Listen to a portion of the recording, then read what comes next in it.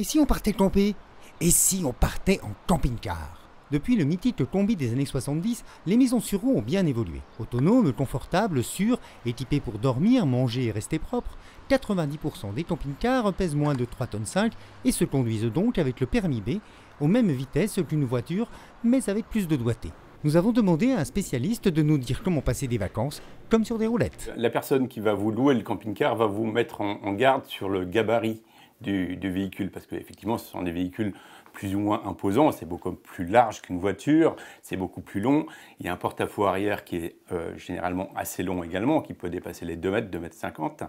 Pour manœuvrer, il faut faire extrêmement attention, prendre des virages très larges, aller doucement. C'est un véhicule pour les vacances, pour prendre son temps, pour découvrir, pour profiter du paysage. Donc on regarde bien la signalisation routière aussi, les panneaux, notamment certaines voies étroites sur lesquelles vous ne pourrez pas passer. Il faut également prendre en compte la hauteur. Si vous passez sous un pont sur lequel vous ne pouvez pas passer, forcément, là, les dégâts peuvent être très très importants. Et pour manœuvrer? Il y a 2 grands rétros latéraux.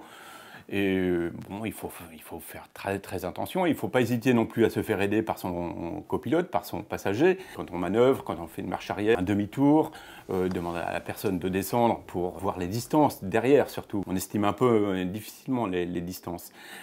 Donc il ne faut pas hésiter à se faire aider. À condition de ne pas être seul. D'ailleurs, où sont les passagers? C'est comme toute autre automobile, les passagers sont derrière, attachés avec des ceintures de sécurité. On ne peut pas se déplacer à bord quand le véhicule est en circulation. Il n'est pas question d'aller se faire un café quand un conducteur est en train de conduire. Non, chacun reste attaché. Et c'est tout. Alors, comment on conduit ça? On conduit un camping-car comme on conduit une voiture. Je dirais même comme on conduit une moto, parce que l'anticipation est quelque chose de très très important, effectivement. Les distances de freinage vont être un petit peu plus longues que sur une voiture. En cas de dépassement également, faire attention aux voitures qui arrivent, elles, beaucoup plus vite. C'est vrai que les motards sont plus à l'aise pour prendre le volant d'un camping-car qu'un simple automobiliste qui monterait à bord pour la première fois.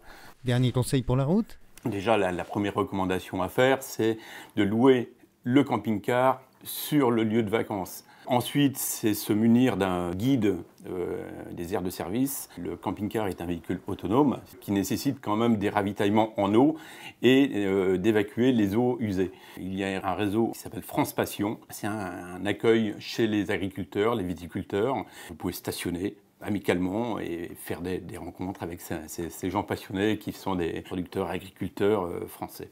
Et bonnes vacances!